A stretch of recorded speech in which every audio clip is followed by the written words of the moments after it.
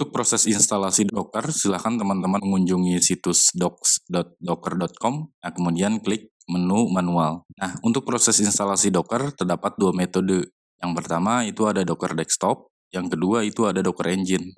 Nah, bedanya apa? Yang jadi pertanyaan itu kan. Nah, jadi untuk Docker Desktop sendiri secara umum, Docker Desktop ini hanya bisa diinstal di lokal komputer sendiri. Artinya Docker Desktop ini dirancang untuk memudahkan setiap developer dalam membangun, menguji, dan menjalankan aplikasi terkontainerisasi di komputer lokal teman-teman. Nah, intinya Docker Desktop ini hanya untuk proses pengujian atau development di komputer lokal. Terus kemudian perlu teman-teman ketahui juga, Docker Desktop ini bisa diinstal di OS Windows, macOS, maupun Linux gitu. Nah, kemudian untuk Docker Engine sendiri biasanya diinstal di lingkungan live server. Jadi Docker Engine ini didesain memang khusus untuk deployment produk ke suatu server. Kita bahas satu-satu ya.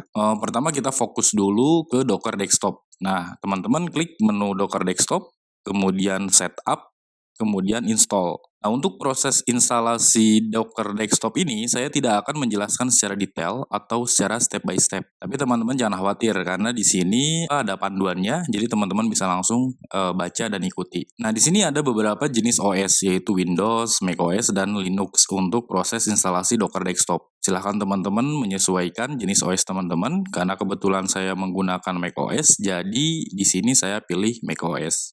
Nah, kemudian di sini ada dua button untuk melakukan download installer Docker. Namun karena pada laptop saya sudah terinstall Docker, jadi saya tidak akan melakukan download. Teman-teman tinggal menyesuaikan jenis komputer Mac teman-teman, apakah menggunakan chip Apple Silicon seperti M1, M2, dan seterusnya, atau chip Intel. Di sini perhatikan juga sistem requirement-nya.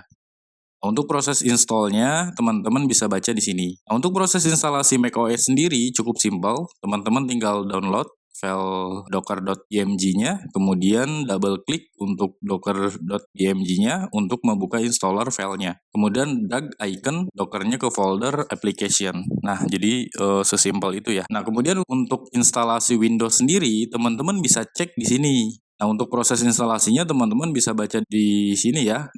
Sama seperti instalasi pada macOS, di sini juga ada informasi terkait sistem requirement dan cara instalasi Dockernya.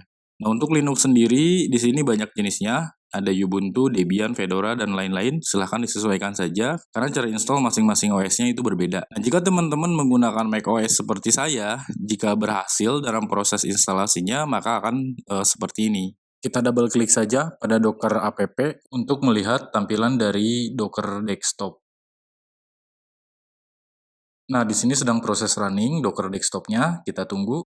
Nah, Docker Desktop sudah running. Untuk tampilannya, teman-teman bisa lihat sendiri seperti ini. Untuk Docker Desktop, saya cukupkan sampai di sini. Sekarang saya akan fokus untuk membahas proses instalasi dari Docker Engine.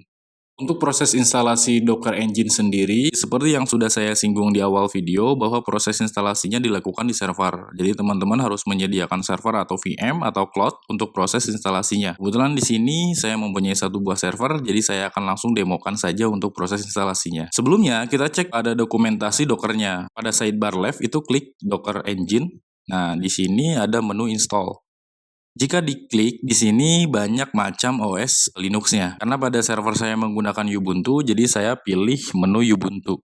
Di sini ada peringatan terkait firewall sebelum kita menginstall Docker. Jadi teman-teman perhatikan dan baca dengan baik sebelum melakukan install Docker. Di sini juga ada OS requirement. Untuk menginstall Docker Engine, teman-teman memerlukan versi 64 bit dari salah satu versi Ubuntu berikut.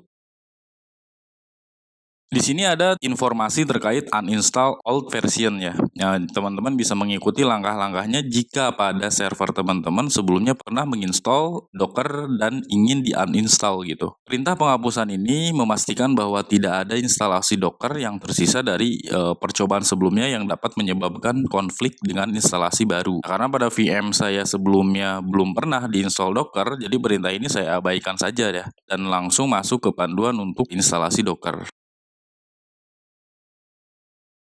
Nah, kita langsung saja klik icon copy ini ya, untuk step yang pertama. Kemudian kita masuk ke server.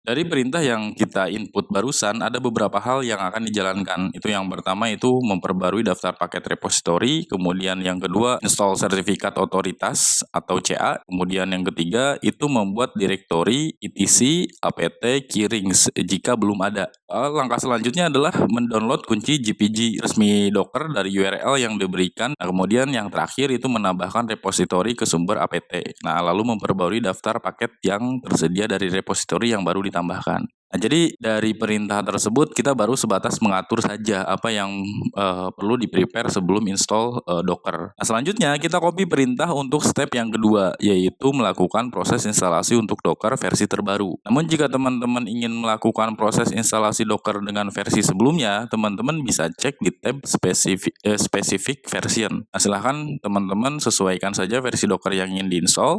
Akan tetapi untuk video pembelajaran ini saya menggunakan Docker versi terbaru saat video ini dibuat. Jadi kita kembali lagi pada tab latest, kemudian klik icon copy.